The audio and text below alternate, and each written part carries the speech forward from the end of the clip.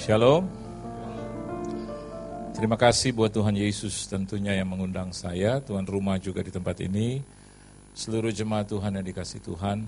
Dan sebelum saya menyampaikan firman, saya didampingi juga oleh anak dan keponakan saya. Dan seperti biasa mereka memuliakan Tuhan selagi mereka hidup dan mereka mampu. Mari.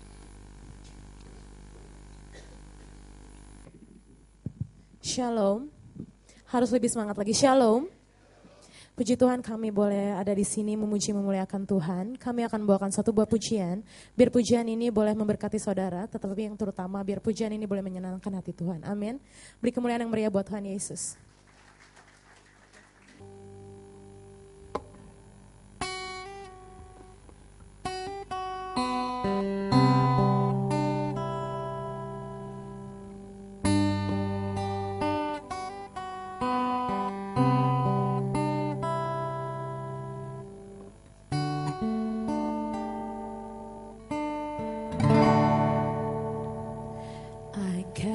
My mind to Calvary, where Jesus bled and died for me. I see His wounds, His hands, His feet, my Savior on that cursed tree. Oh, praise the name of the Lord our God. Oh, praise His name forevermore. For endless days we will sing Your praise, oh Lord our God.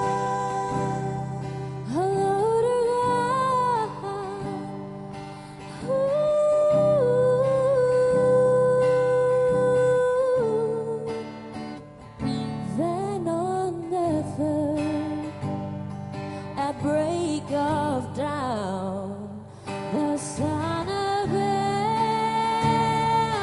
rose again.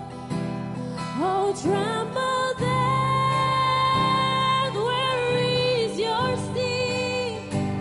The angels roar for Christ the King. Oh, praise the name of the Lord our God. Oh, praise His name forevermore. For endless days we will sing Your praise, oh Lord our God. Oh, praise the name of the Lord our God. Oh, praise His name forevermore. For endless days we will sing Your praise, oh Lord our God. Oh Lord our God. Ooh, yeah.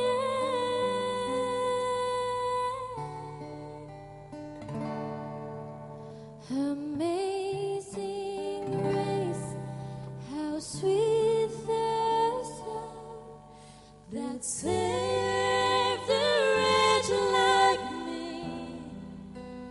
Oh, I once was lost, but now I'm found. Was blind, but now I see. Oh, I can see You now.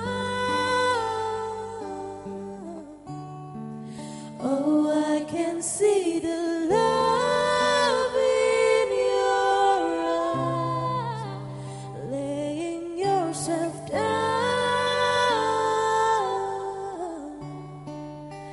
raising up the broken to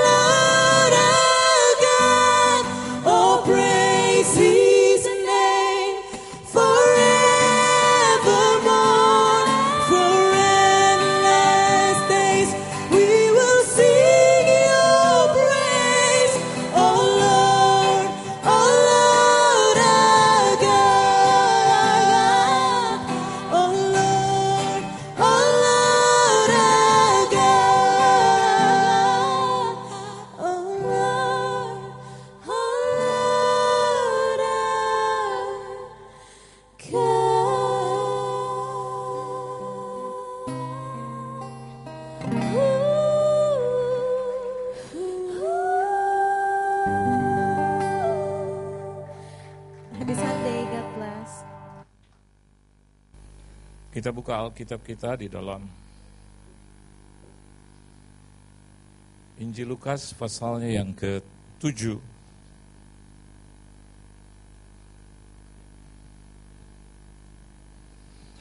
Ayatnya yang ke-9 dan ayat yang ke-10.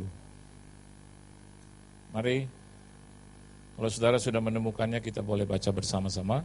Lukas pasalnya yang ke-7, ayat 9 dan ayat yang ke-10. 1, 2, dan 3.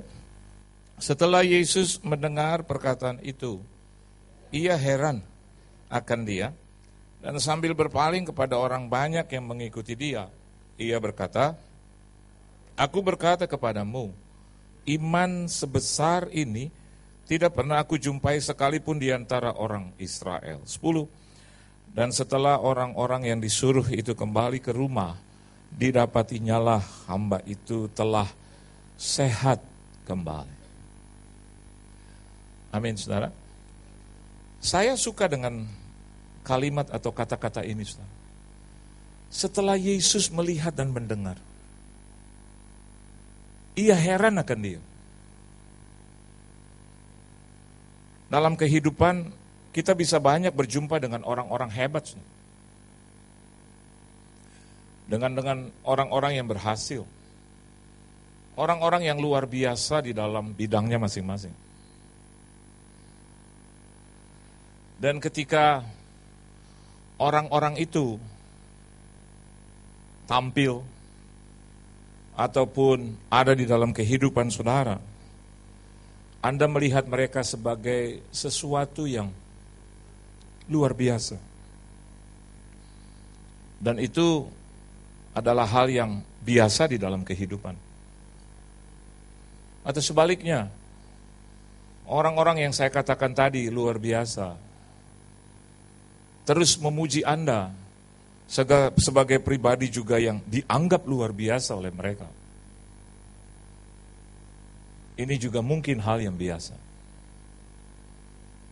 Atau lebih tinggi lagi kaitannya, ketika saya dan Anda di tempat ini memuji dan memuliakan Tuhan, meninggikan Tuhan, karena dia adalah pribadi yang sempurna itu.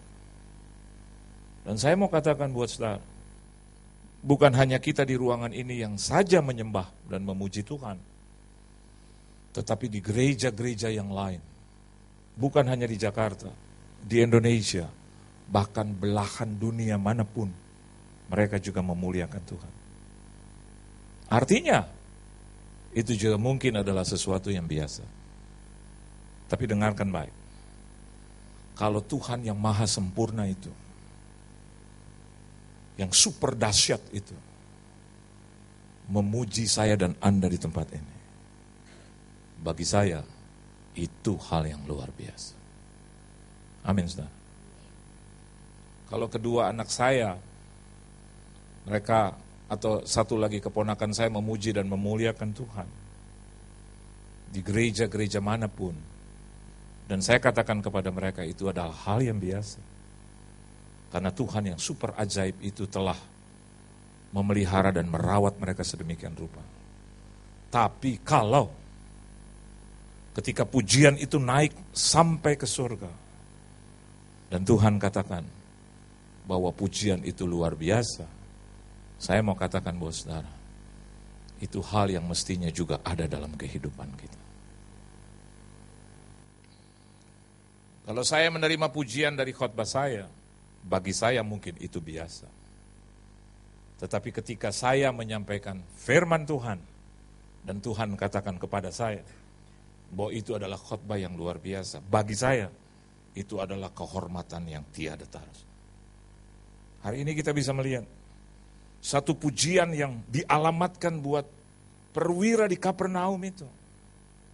Siapa yang bicara? Apakah orang Farisi? No. Siapa yang bicara? Apakah orang terkenal? Bukan.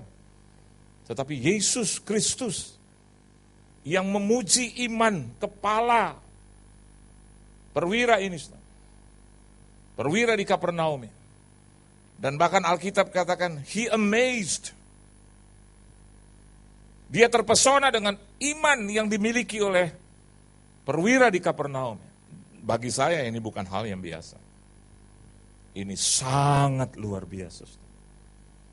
Dan biarlah ibadah kita ini juga menuai pujian dari Tuhan. Amin, saudara. Anda mengangkat tangan, saya mengangkat tangan. Kita mengangkat hati, Anda mengangkat hati. Dan biarlah apa yang kita angkat itu tidak sia-sia. Dan Tuhan katakan, engkau luar biasa. Dan kalau kita melihat dan membaca kebenaran firman Tuhan ini, bagaimana seorang perwira di Kapernaum ini mendapatkan pujian dari Tuhan. Rasa-rasanya kita juga harus belajar dari dia. Dan pujian itu disampaikan bukan kepada orang-orang Israel, saudara. Tapi Yesus katakan, iman sebesar ini tidak pernah aku jumpai bahkan di antara orang Israel sekalipun. Ini juga menohok kita, saudara. Kenapa demikian? Kalau seumpama hari ini Yesus memuji bukan orang Kristen. Dia memuji orang di luar sana. Rasa-rasanya ini sesuatu juga yang menohok saya dan Anda di tempat ini. Dan kita harus belajar dari orang yang dipuji oleh Tuhan itu. Yesus katakan, iman sebesar ini bahkan aku tidak lihat, tidak pernah aku jumpai sekalipun di antara orang Kristen. Wah, rasanya saya juga malu. Rasanya Anda juga perlu malu. Kita beribadah tiap minggu, kita yang KTP-nya Kristen gitu loh. Tapi tidak mendapatkan pujian itu dari Tuhan. What kind of Christian are we? Kristen macam apa kita? Tapi kalau pujian itu Yesus berikan kepada GBI Kebon Siri di tempat ini, saya yakin dan percaya kita bisa berjalan dalam hidup ini dalam pimpinan Tuhan yang ajaib. Amin, saudara? Nah, inti khotbah saya, kenapa dia dipuji? Kenapa dia terima pujian itu dari Tuhan? Mari kita lihat kalimat demi kalimat yang ada di dalam cerita ini. Yang pertama kita melihat ayat 3, 5, dan 6. Saya bacakan buat saudara. Alkitab katakan begini, saudara. Ketika perwira itu mendengar tentang Yesus, ia menyuruh beberapa orang tua-tua Yahudi kepadanya untuk meminta supaya ia datang dan menyembuhkan hambanya. Ayat yang kelima, saya lompat, sebab ia mengasihi bangsa kita dan dialah yang menanggung pembangunan rumah ibadat kami. Kata kepala atau kata tua-tua Yahudi itu. Dan ayat yang keenam, lalu Yesus pergi bersama-sama dengan mereka.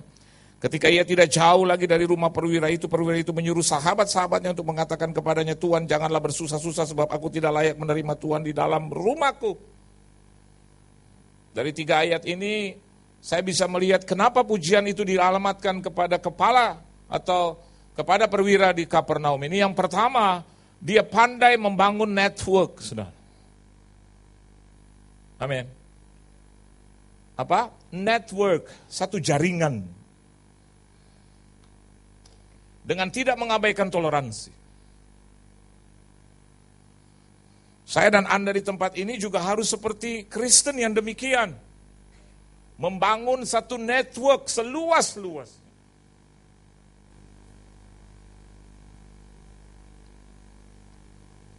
Saya mungkin lebih spesifik, network yang dimiliki, katakanlah, atau katakanlah yang sedang dibangun. Ada banyak teman saya Pak Hari yang masuk. Dan juga yang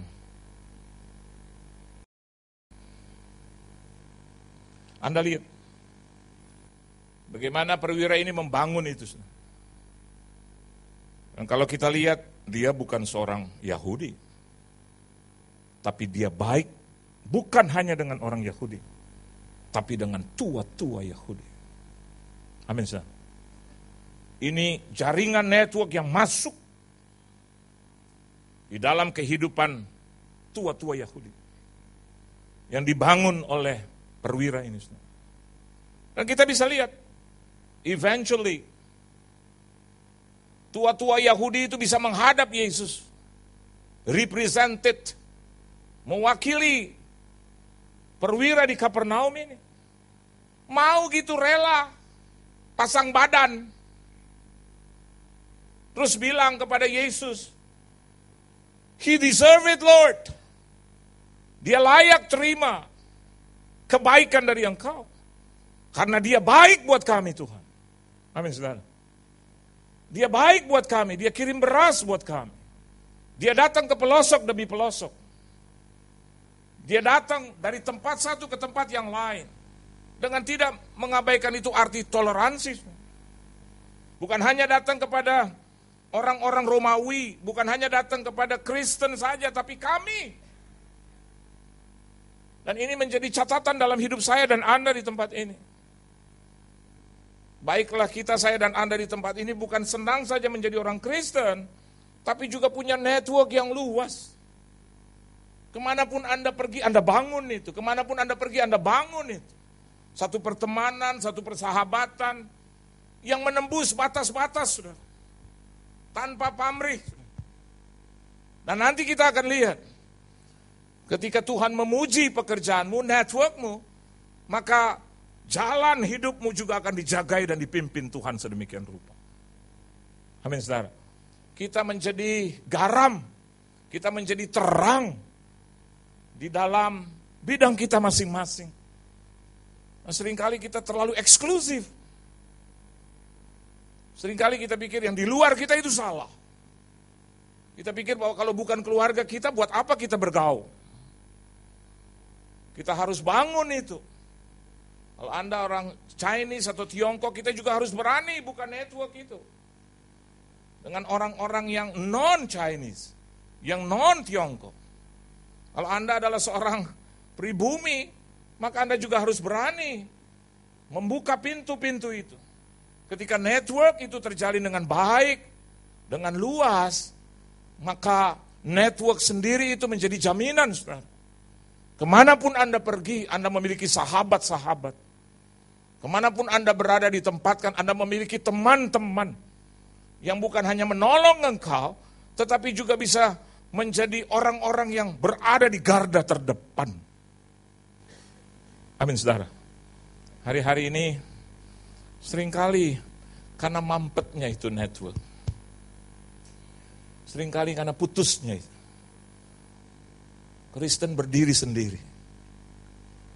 Anak-anak Tuhan bahkan yang punya perusahaan atau bekerja di satu perusahaan, seringkali terlalu eksklusif. Tidak pandai untuk membuka diri. Dan pada akhirnya itu menjadi senjata makan tuan. Karena tidak memiliki satu network yang baik. Dalam pekerjaan juga begitu.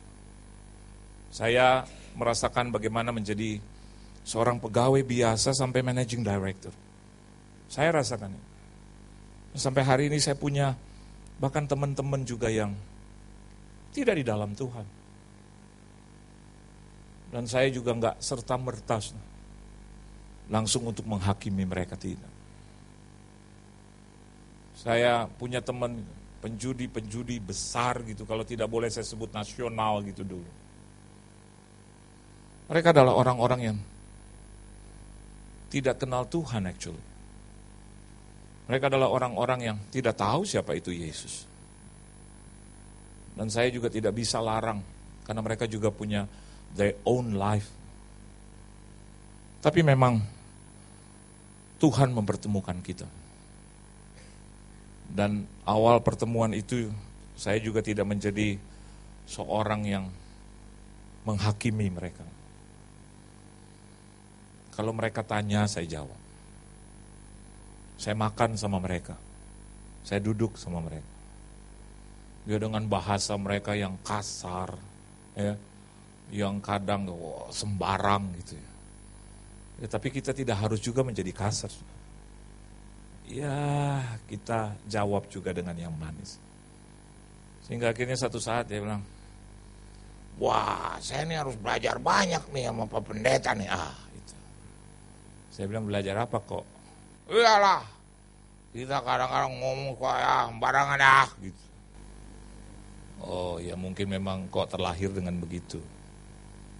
Terus, iya kadang-kadang nih gak suka sabaran nih, bagaimana ya? Gitu. Nah, masuk deh. Kita bilang, iya itu dari kebiasaan. Itu dari pendidikan. Karakter itu biasanya dari 4 hal. Yang pertama dari keturunan. Ya. Kalau keturunan engkau, wow, ya, anaknya juga begitu. Wow, gitu. Yang kedua biasanya dari pendidikan. Ya.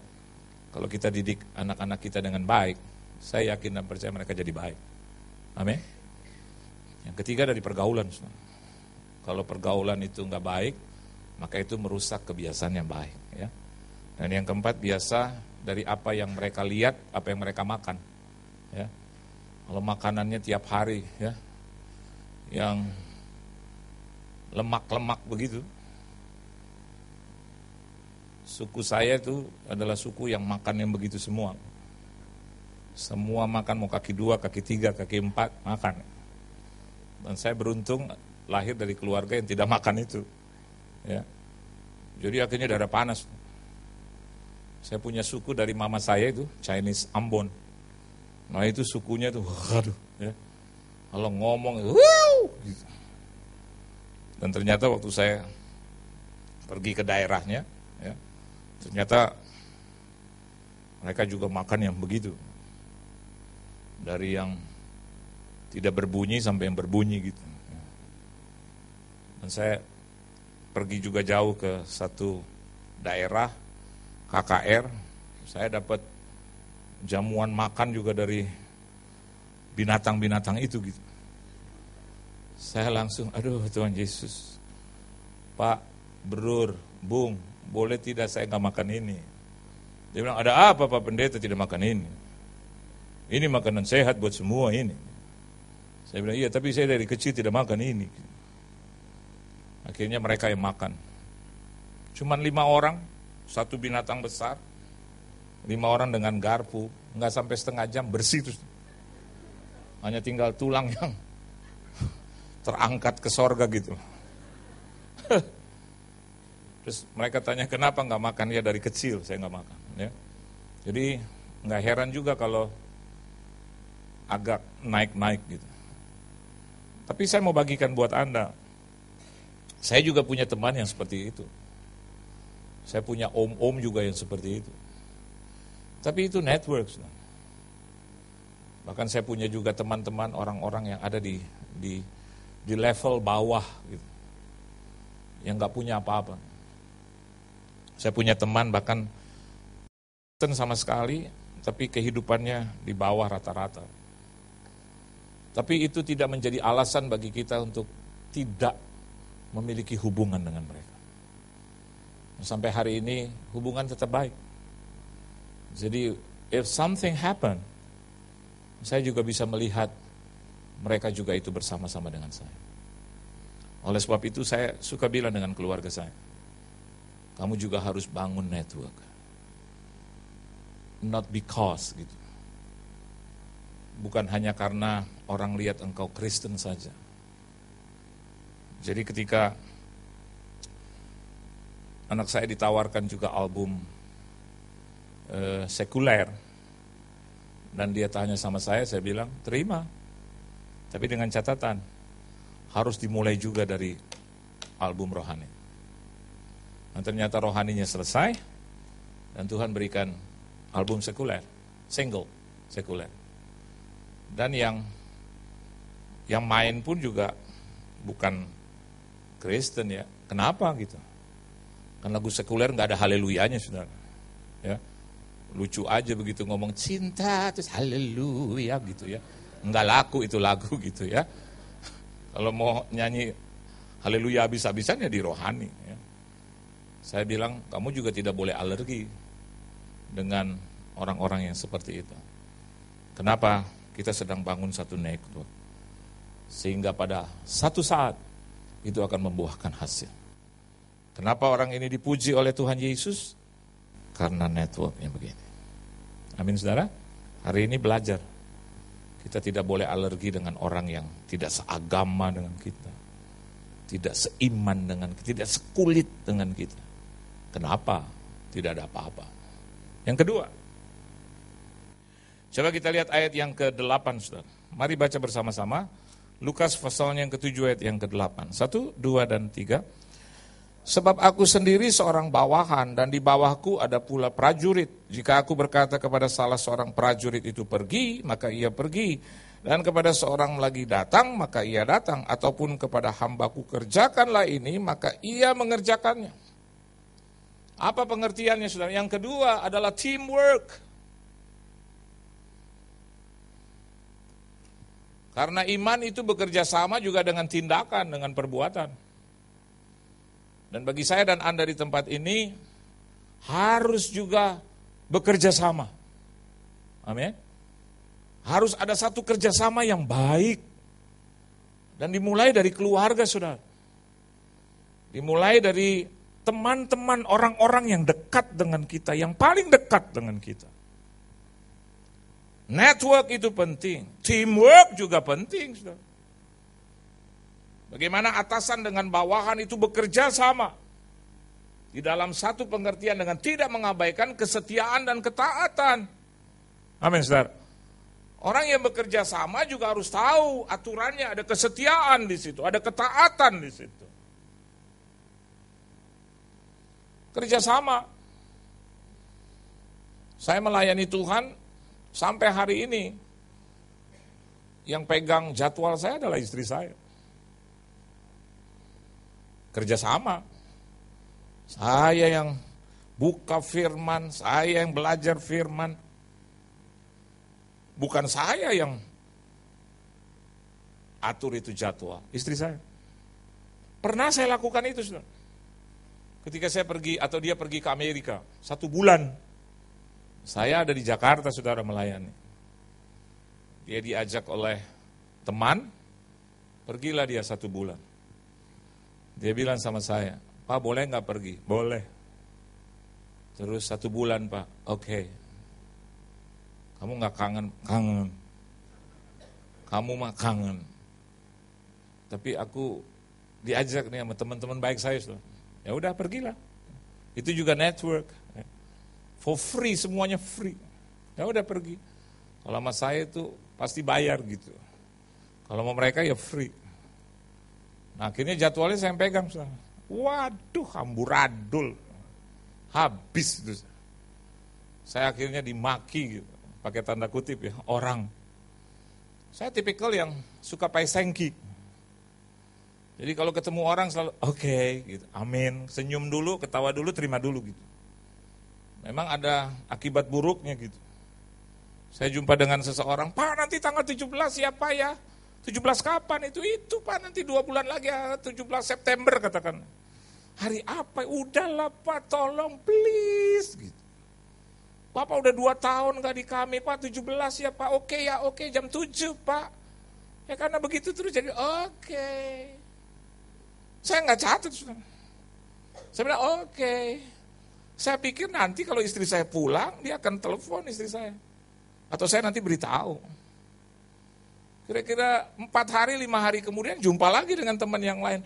Pak itu nanti tanggal 17. Saya bilang 17 apa ya? September Pak. Kayaknya ada deh. Udahlah Pak, please. Digabung-gabung aja Pak. Aduh Pak, ya tolong ya Pak.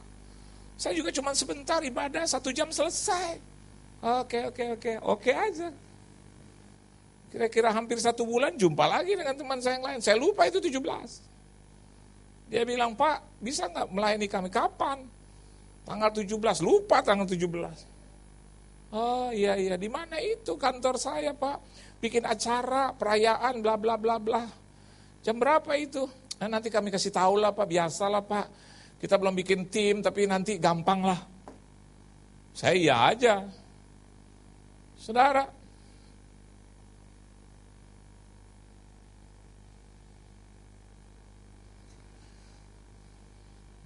Akhirnya istri saya pulang.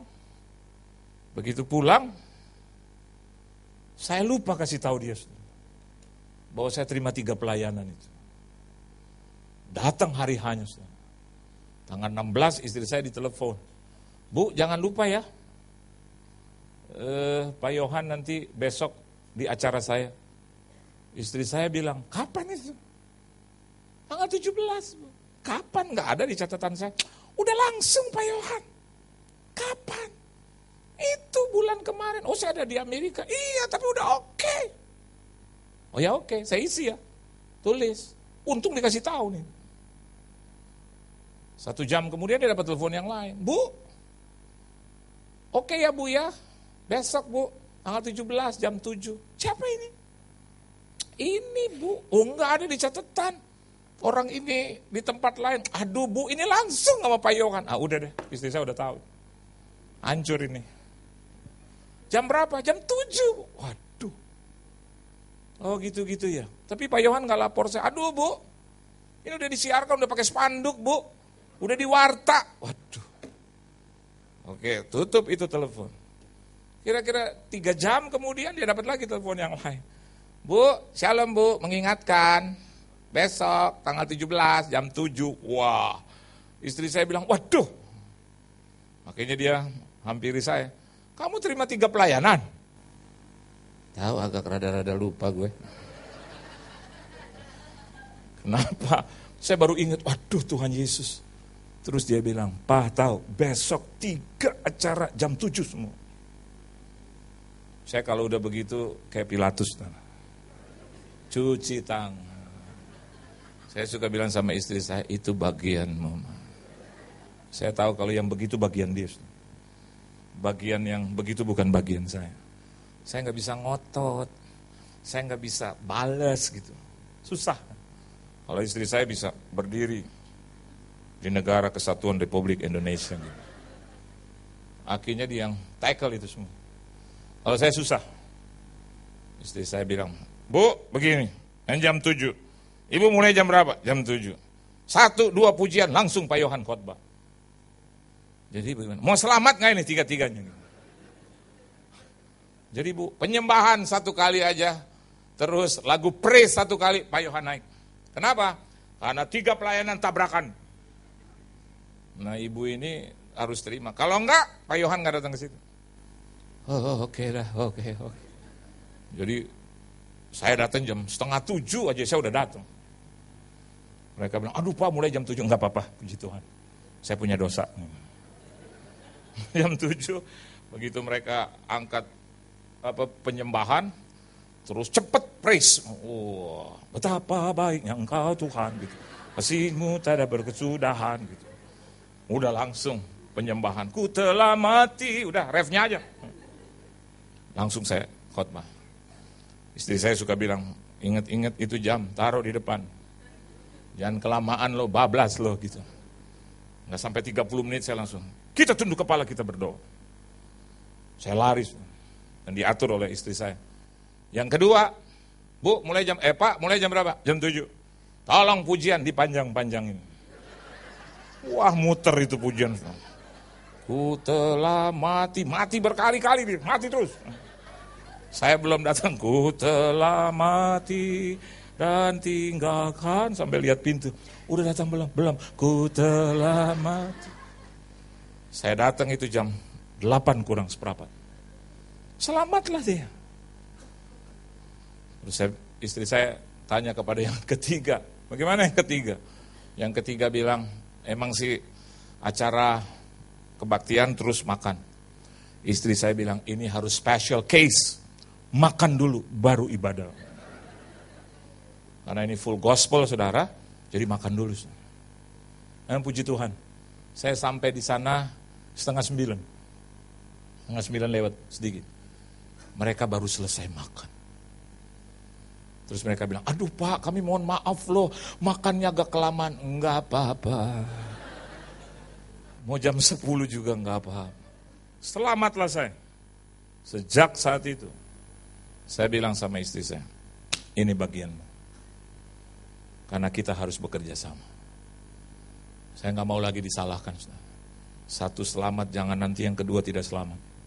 Besok kalau ada teman saya, Pak nanti Pak akhir tahun.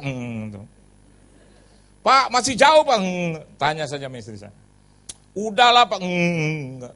Nanti gue digorok, digantung ke atas. Nggak mau. Saya nggak mau. Dan akhirnya kita kerja sama sampai hari ini. Jadi kalau dia mau pergi ke luar negeri rapi. Sampai sepanjang tahun, bahkan sampai tahun depan sekalipun. Masuk GBI Kebon Sirih, masuk tahun depan. Itu dia rapi itu sampai tahun 2017. Bahkan kalau ada yang minta, Pak 2018 bulan April, belum tentu ada itu tahun. Kalau Yesus sudah datang, betul nggak? Ada yang minta 2018 bulan April, aduh tahunnya aja belum ada, saudara.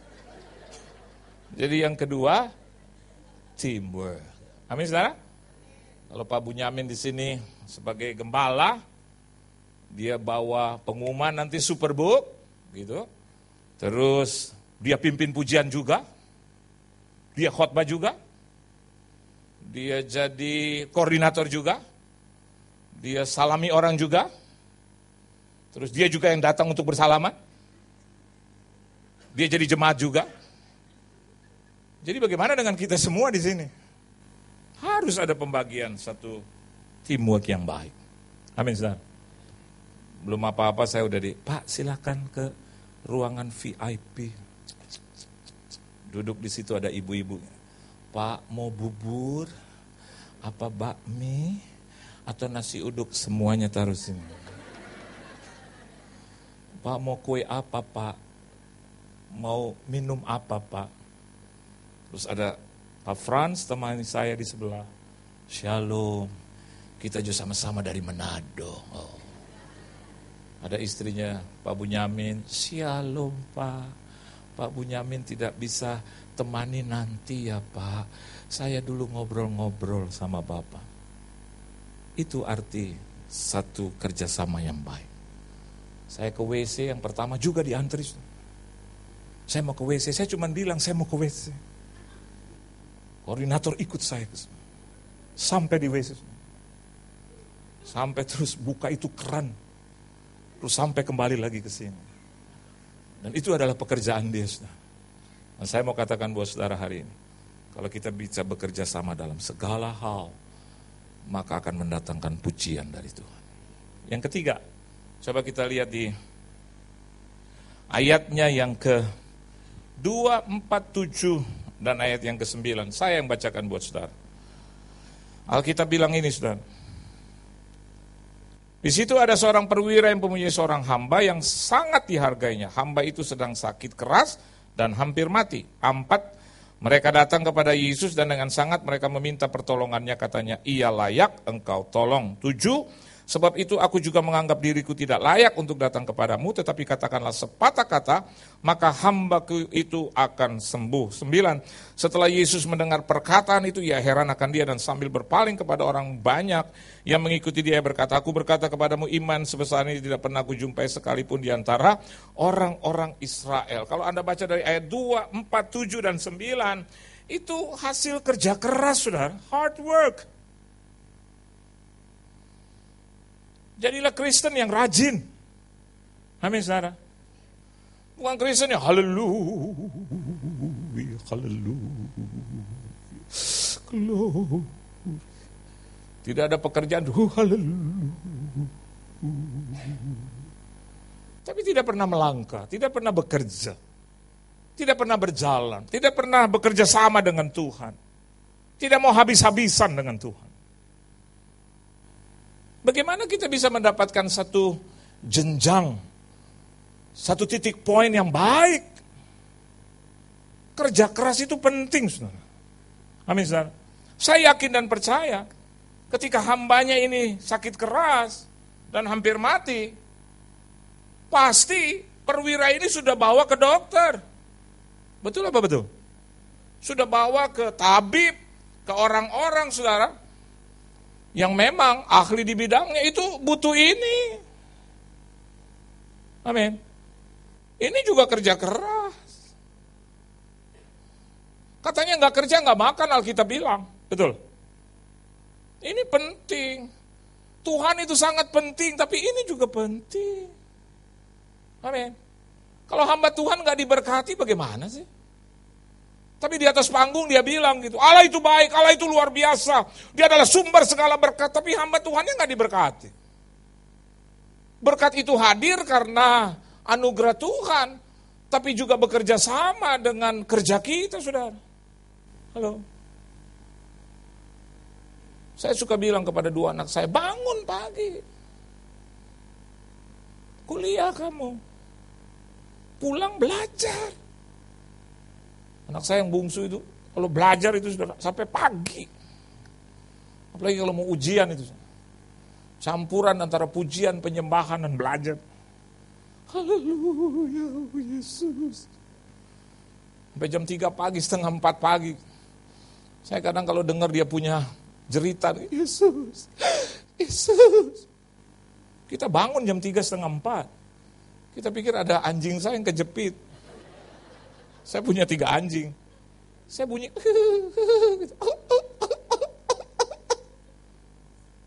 Saya keluar gitu. Dulu ya, pertama kali. Jam 3 setengah 4 bunyi apa itu? Adanya dari seberang kamar saya gitu. Saya bangunkan istri saya. Ma, ada apa sih? Itu dengar gak?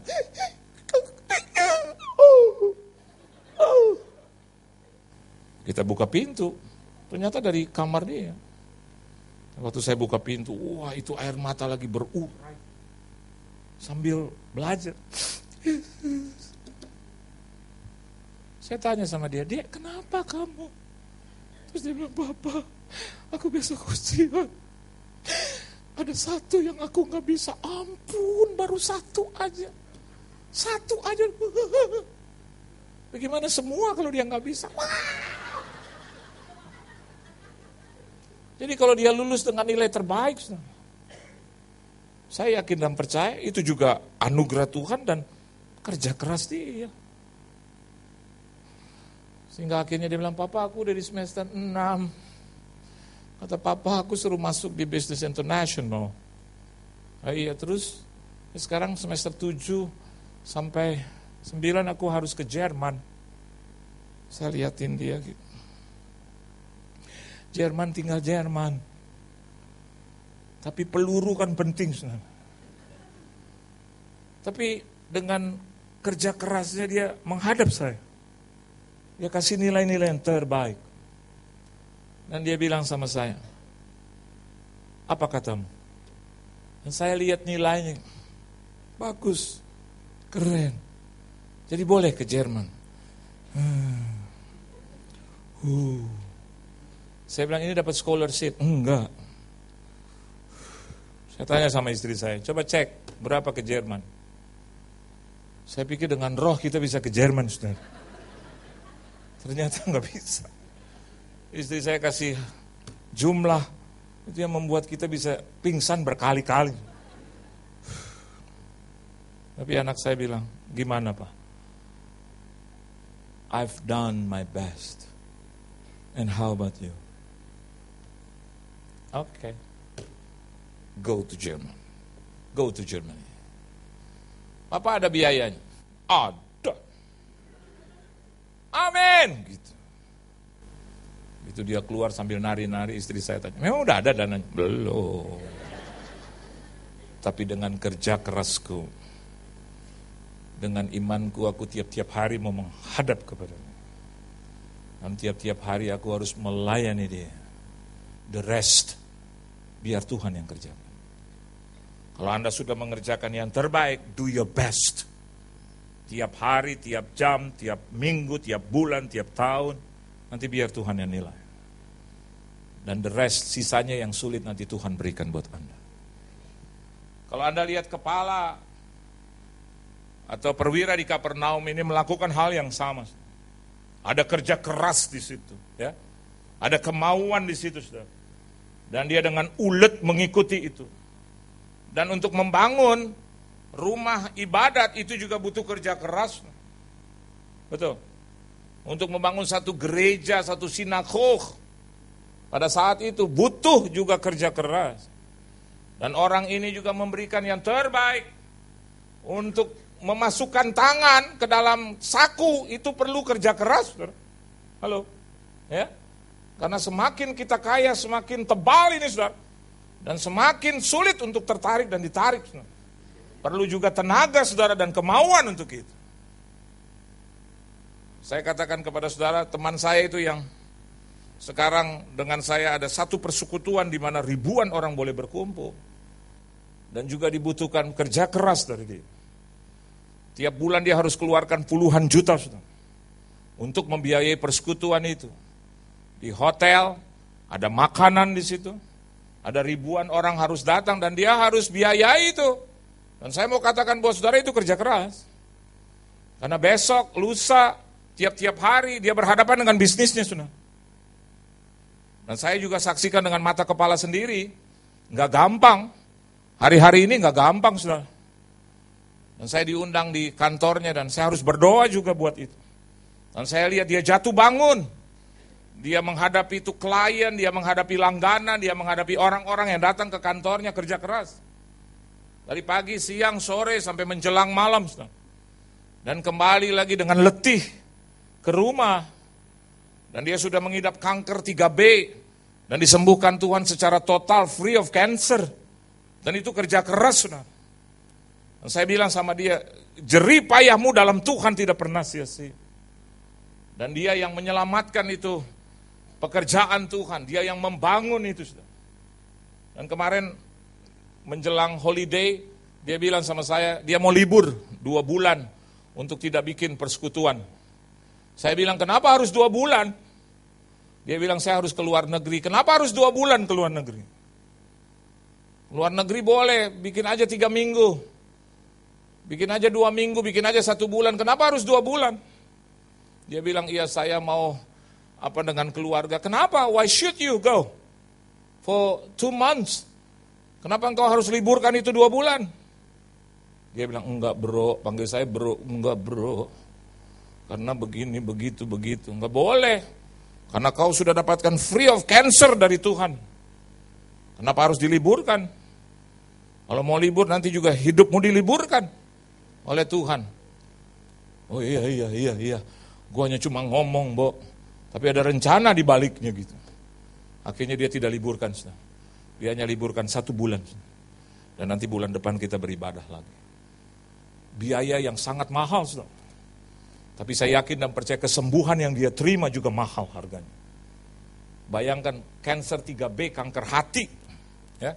Dokter udah vonis datang ke Singapura, terus dicek, terus dia tanya bagaimana dok? Ini dokter Singapura tanpa tedeng aling-aling bilang, kau akan mati 6 bulan. Bayangkan pergi ke rumah sakit langsung, oh you will die for 6 months. Teman saya langsung, oh Yesus. Seumur-umur gak pernah sebut itu Yesus. Sekarang dia panggil, Yesus. Pulang dari Singapura, wah dia kumpulkan seluruh keluarga besar. Semuanya dia minta maaf. Gue minta maaf. Sampai adik-adiknya sama kakaknya kaget gitu. Orang kayak begini bisa minta maaf. Dia tanya, kenapa kok? Terus dia bilang, gue mau mati 6 bulan lagi. Oh pantas lo minta maaf. Vonisnya di Singapura. Dan akhirnya dia kumpulkan dan dia bikin persekutuan. Sampai hari ini. Dan saudara tahu sudah berjalan 5 tahun. Nggak mati-mati. Sampai hari ini nggak mati-mati. Dan itu juga perlu kerja keras. Amin saudara. Dan yang terakhir, yang keempat. Saya tutup di ayatnya yang ke-10. Mari baca bersama-sama ayat yang ke-10. Saya ulang. Yang pertama apa saudara? Pujian dari Tuhan. When you have networking. Ya. Yang kedua apa? Teamworking. Satu kerjasama, satu tim yang solid. Dan yang ketiga apa saudara? Hard working. Menjadi orang-orang pekerja ya, yang tidak jemu-jemu untuk melakukan yang terbaik. Dan yang keempat, mari. Ayat yang ke-10 kita baca sama-sama. 1, 2, dan 3. Dan setelah orang-orang yang disuruh itu kembali kemana saudara? Rumah. Terus didapatinya lah hamba itu telah sehat kembali. Yesus nggak suruh gini, pergi aja ya, wherever you go, ya, come back to you belong. No. Dia bilang setelah orang banyak itu disuruhnya kemana? Kemana? Rumah. Yang keempat, ini bicara tentang homework. Satu PR, pekerjaan rumah bagi kita. Firman yang Anda baru saja dengar, ini baik. Setuju saudara? tapi harus dilaksanakan. Amin. Pulanglah kau ke rumah. Ada PR yang harus kau kerjakan. Setuju? Ada pekerjaan rumah. Kalau di sini bicara tentang memberi, jadi PR buat engkau. Kalau di sini bicara tentang pengampunan, jadi PR buat engkau.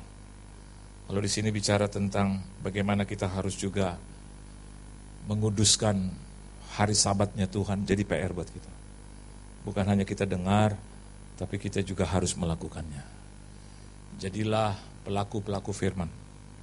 Jadilah orang-orang yang selalu memiliki pekerjaan rumah yang harus dilaksanakan tiap-tiap hari. Bukan hanya direncanakan, saudara, tapi harus dilaksanakan. Tiap-tiap hari Anda mendengar nasihat dan teguran firman, itu jadi PR buat kita. Amin. Supaya next day, next time, we will be better. Harus menjadi lebih baik lagi. Tuhan Yesus memberkati saudara. Beri tepuk tangan yang meriah buat Tuhan. Tunduk kepala kita dong. Kami punya 4 perkara yang